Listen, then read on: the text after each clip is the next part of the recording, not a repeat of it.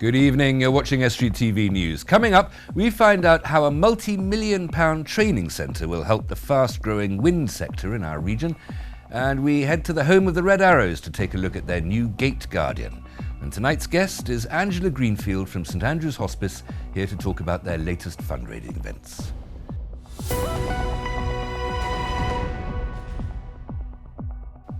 Welcome to Estuary TV News. I'm Hugh Riches. Now it's time for the news headlines.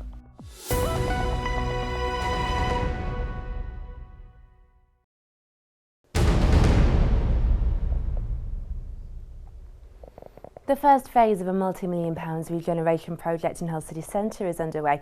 Works include public art installations, high-quality paving and lighting. All is expected to be completed before 2017 Hull's City of Culture year. Hull City Council say all is being done to ensure the transformation runs smoothly.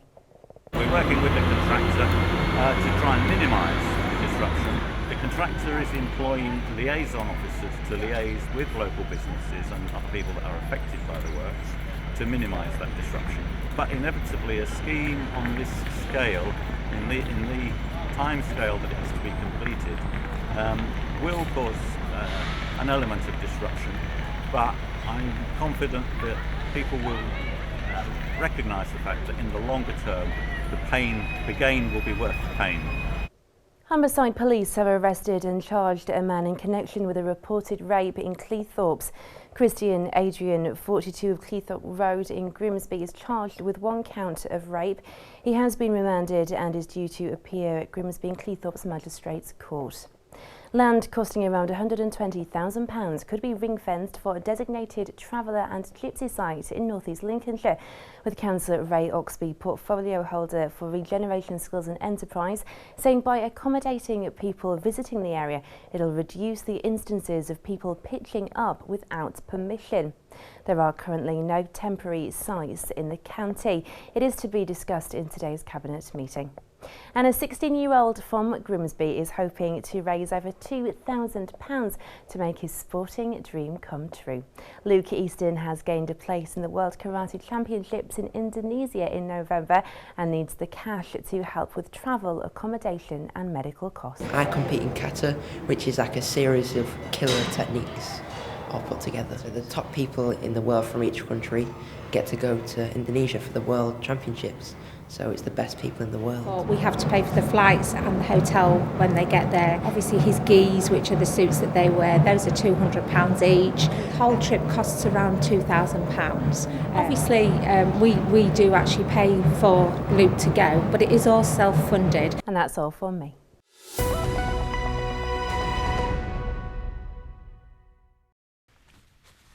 We all know that the Humber region is becoming the heart of the renewables sector in the UK.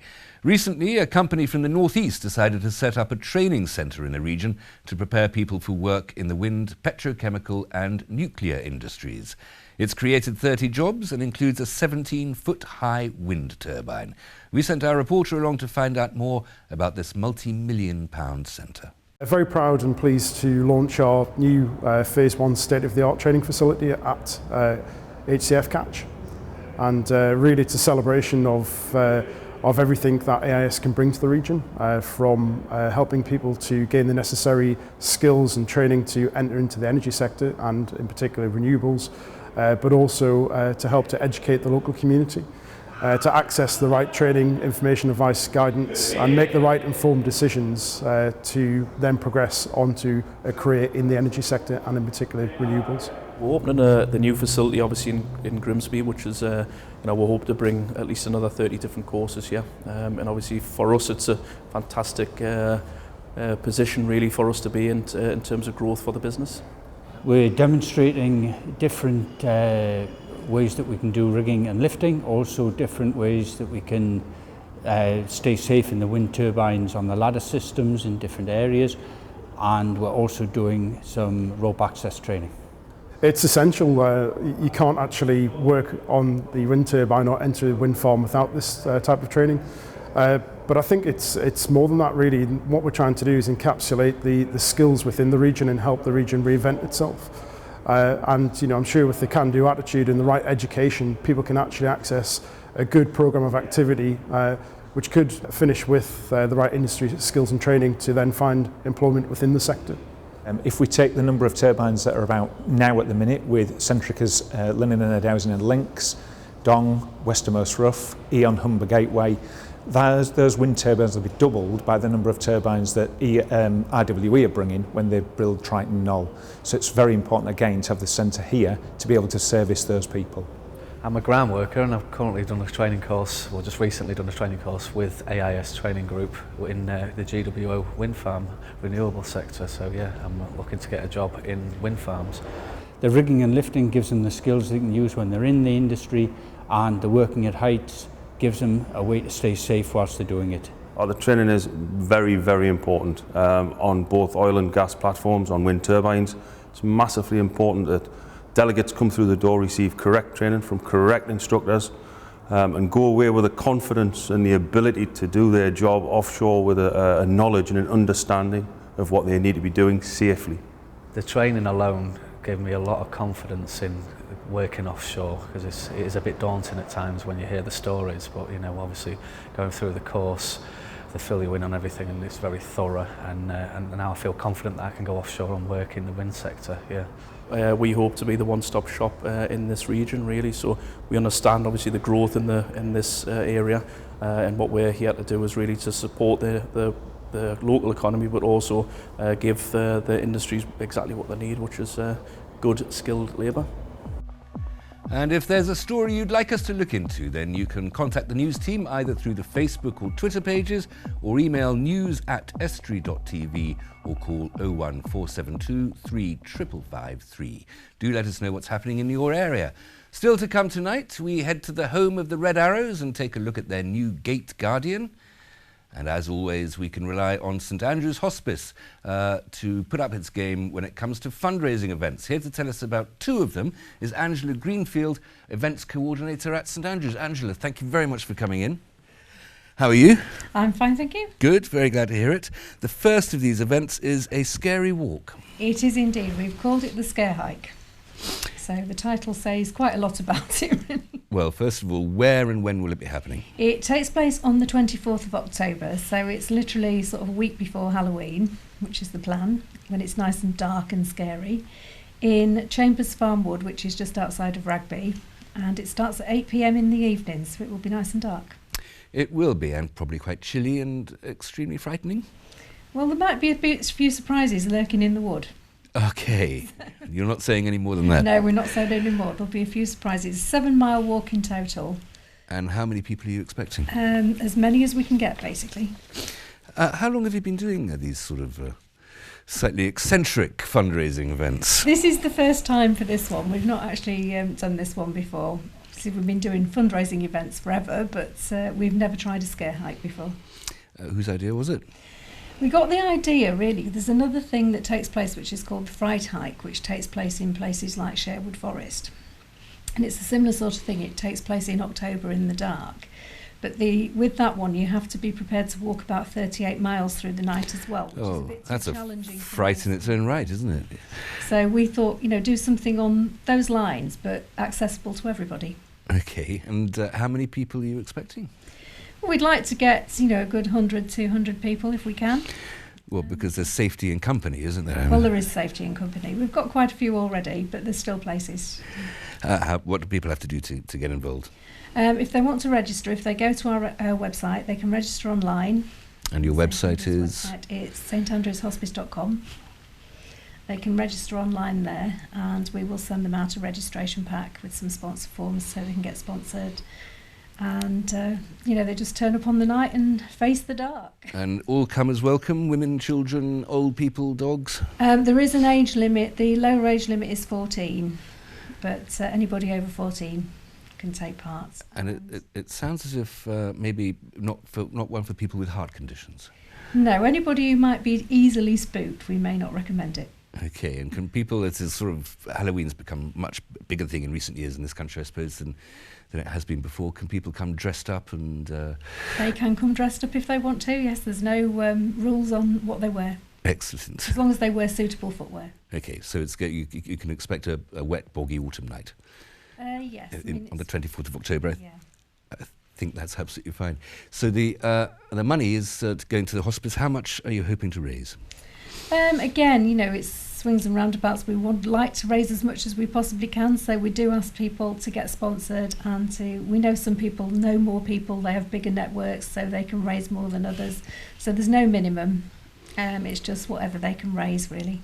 Okay, and so it's just a bit of fun, really. It is. Tell me about the farm it's happening on. It's not actually a farm, it's a wood. It's called Chambers Farm Wood, and it's a very, very nice woodland. It's an old ancient lime woods, which is out near Rugby. The reason that we've chosen to do it out of town like that is obviously because sort of local woods at night, you may get people in there that you wouldn't want to encounter when you're doing an event Okay. like this. So we've chosen to do it sort of slightly out because we know that Chambers Farm, it's always a nice, calm place and you don't get undesirable people in there. Okay, Angela, thank you very much. We'll come back after the break and we'll talk about your other rather exciting event. Thank you. Stay with us. Coming up after this break, we head to the home of the Red Arrows and take a look at their new Gate Guardian, and we'll bring you all the latest in the local sports news and results.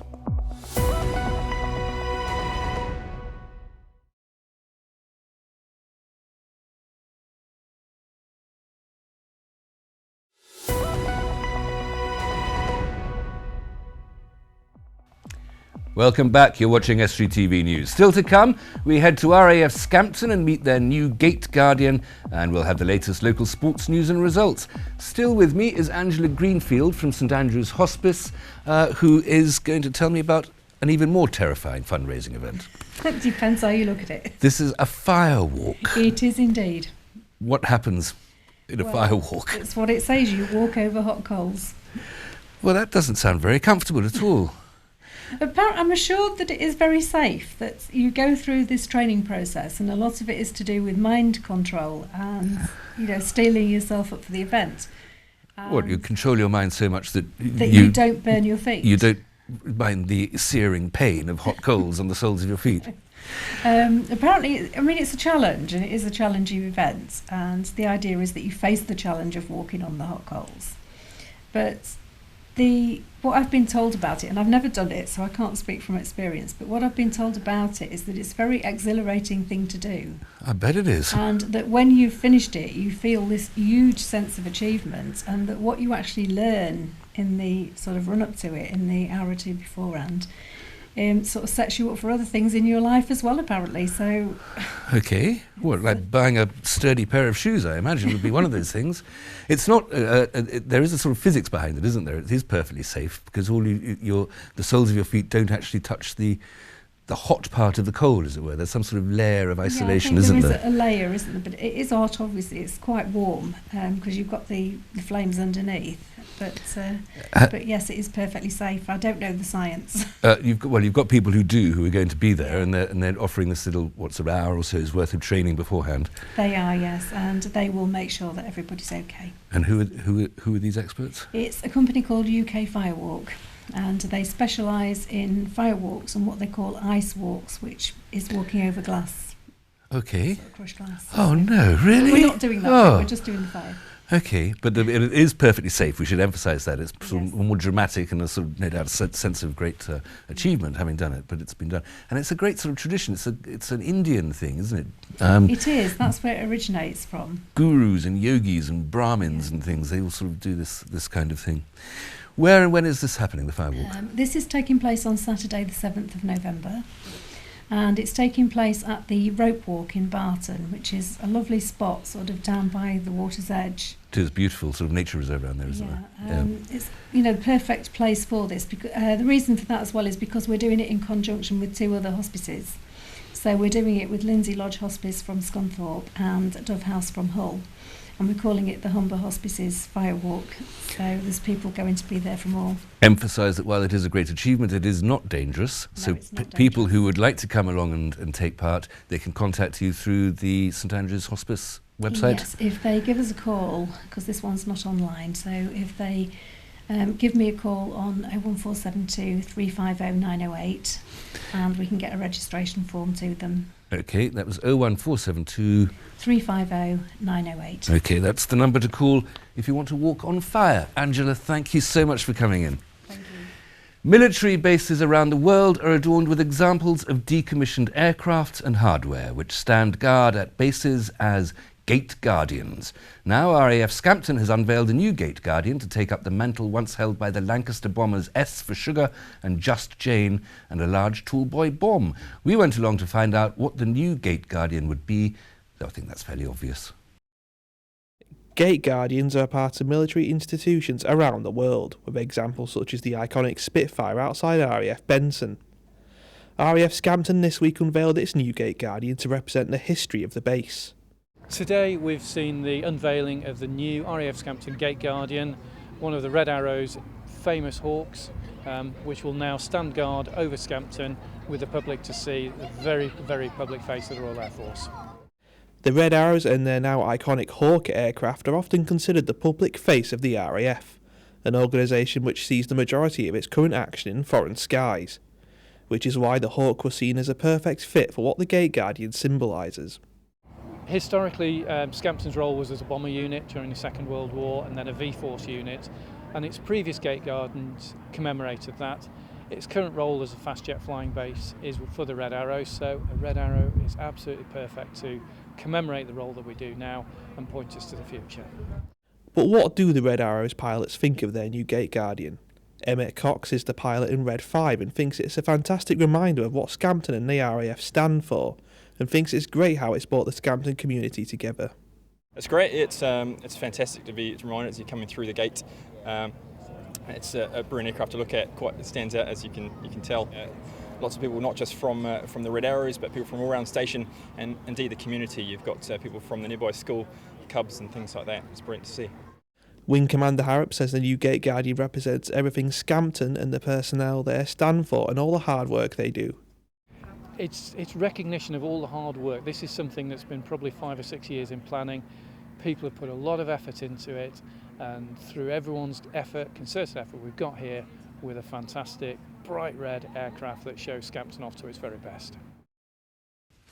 Joining me now to look at some of the day's news stories is Erica. Erica, how are you? I'm good, thank you. Are you okay? Very well. What have you found? Good. So a late move by developers of a new £70 million retail and leisure complex in Beverley. Now, the council had ruled to only allow a certain amount of small units to be within the Fleming Gate Centre there. But the Whiteland Group in Hull have applied to lift the planning conditions. So basically, less smaller units was to kind of protect the small independent businesses that are in Beverley, to not overshadow them and maybe bring in some bigger chains. The other, the other question you could give is it not a good idea to encourage small businesses and to have as many as possible, really? Well, if there's a demand for those small businesses outside town, why would you have artificial controls to protect other businesses from competition that they can't survive? I only throw up a sort of a... Yeah. That tends to be the nature of capitalism. Obviously, this isn't set in stone. These are just ideas that have been thrown out that was the reason behind it. But no, they're against it, and they want to encourage more smaller shops to open. Good for Beverley that they've got enough of economy for this expanding business anyway, though, isn't it? Definitely, it's fantastic news. Good news. That it's coming anyway. What next? Okay, so this is a serious one then. So a man has stolen war medals and valuable jewellery. He has been sentenced. So this is Glenn Sylvester, 36, of Alderview in Grimsby. He admitted to burglary on July the 27th and has been sentenced to 3 years and 9 months. Prosecutor at Grimsby Crown Court said that he climbed over a 6-foot fence, took Jemmy bars? I've never heard of them. Yes. Are they a bit like... A crowbar sort of thing. Crowbars, okay, learned something new. You have absolutely no experience of crime, Erica, do you? No, I've just never heard that before I came to it. Anyway, from a shed before, using them to force rear windows at the house in Hansford Crescent in Caister. Very sad news, but the good news is they have got the war medals back.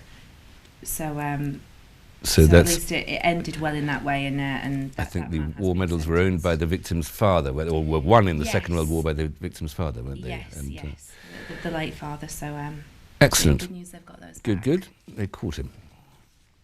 This is a story from the Scunthorpe Telegraph. Yes, this is I was going to ask you if you're married, Hugh, but maybe that's too much of a question. I didn't know you cared, Erica. I'm touched. I know, it's just coming up. So basically, love was in the air as Robert Featherstone arranged for his proposal to be written in the sand as he took his girlfriend, Karen Stevenson, on a secret mission. Beautiful story. He wrote in the sand, "Karen, will you marry me? Love, Rob." And then he flew her over the beach in an aeroplane. Yeah, how amazing is that? That is very romantic, isn't it? Yeah. From a male point of view, do you think that's a good idea? It's maybe a little more extravagant than I would do it, but yes, it's absolutely fantastic. It's brilliant. I think he made her pay for her own air ticket, didn't he? Did he really? Yeah. Oh dear. Well, he didn't want to reveal the secret. Oh, well, let him off then. Well, he should be paying for it anyway, shouldn't he? Well, maybe he'll pay her back. Don't worry, he'll pay eventually, I promise you. One more, very quickly. Okay, so this is a cleaner at a doctor's surgery has praised the GP who saved her life after she stopped breathing in the back of her daughter's car. She'd had an appointment at the doctor's on her way, had this issue, and the doctors rushed out and saved her life. Brilliant. So, but it's just lucky. Lucky that's a good reason to be working at a doctor's surgery, isn't it? Anyway. Yes. Erica, thank you very much. And it's over now, as if by magic, for Erica with the sport.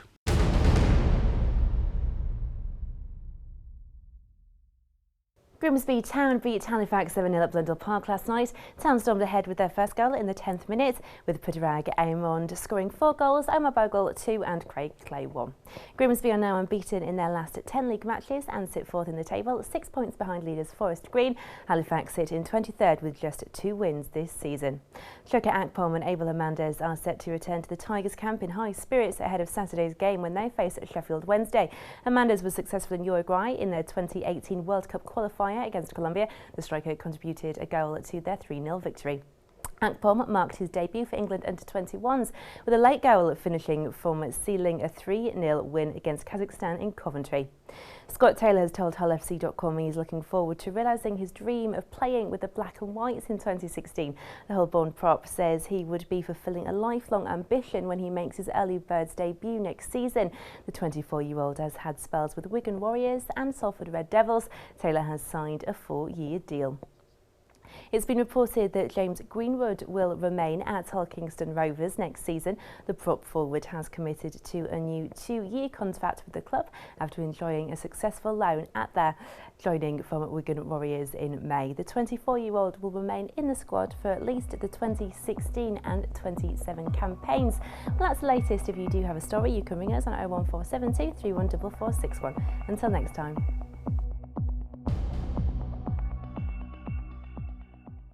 Estuary TV weather, sponsored by Grimsby Institute for a brighter future.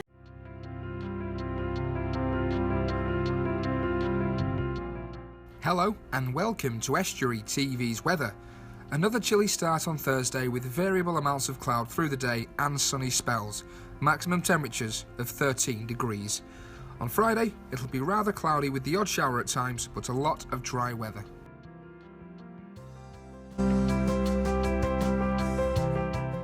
Estuary TV weather, sponsored by Grimsby Institute for a brighter future.